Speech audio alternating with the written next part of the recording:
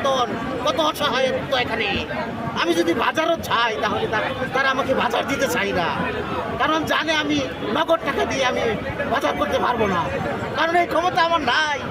আমাকে মাত্র সরকার 12,500 টাকা দেয়। এই সব আমরা এত নিঃসনের শিকার, যা ভোলার ভাষা নেই। আজকে এখানে আমরা 9 দিন যাবৎ অবস্থান করতেছি।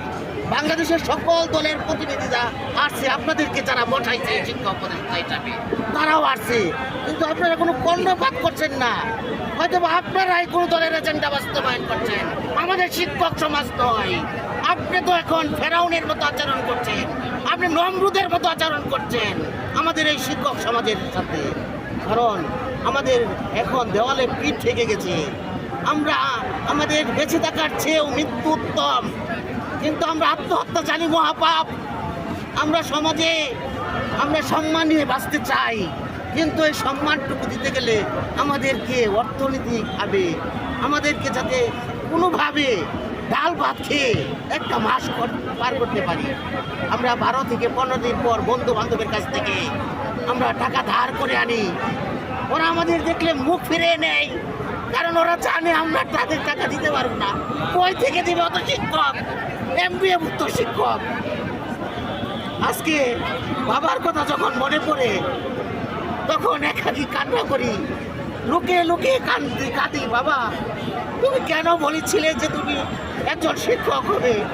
বাবা, আমি শিক্ষক হয়েছি, কিন্তু মানুষ হতে পারিনি। আমাকে অর্থনীতি মুক্তি দেওয়া হয়নি বাবা, আমাকে অর্থনীতি মুক্তি দেওয়া হয়নি। আমাকে আমি ডাল ভাত খেয়ে 30 দিন থাকতে পারি না, কারণ আমার বেতন মাত্র 12,500 টাকা। বাবা বলে তুমি সরকারি চাকরি করো বাবা, MBA ভুক্ত প্রতিষ্ঠানে চাকরি করো, তুমি আমাকে কিছু টাকা দিও। আমি কোথায় থেকে দেব? আমার সংসার চলে না, আমার বউকে আমি কাপড় কিনে দিতে পারি না। তারপর যদি বাবা 5,000 টাকা চায়, 500 টাকা দিতে হয়, তাও পারি না।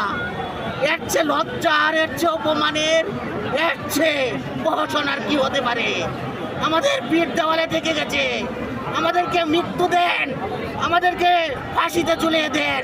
যদি আপনারা মনে করেন আমরা কোনো দলের এজেন্ডা বাস্তবায়ন করার জন্য এসেছি, তাহলে আপনারা আমাদেরকে ফাঁসিতে মেরে ফেলেন।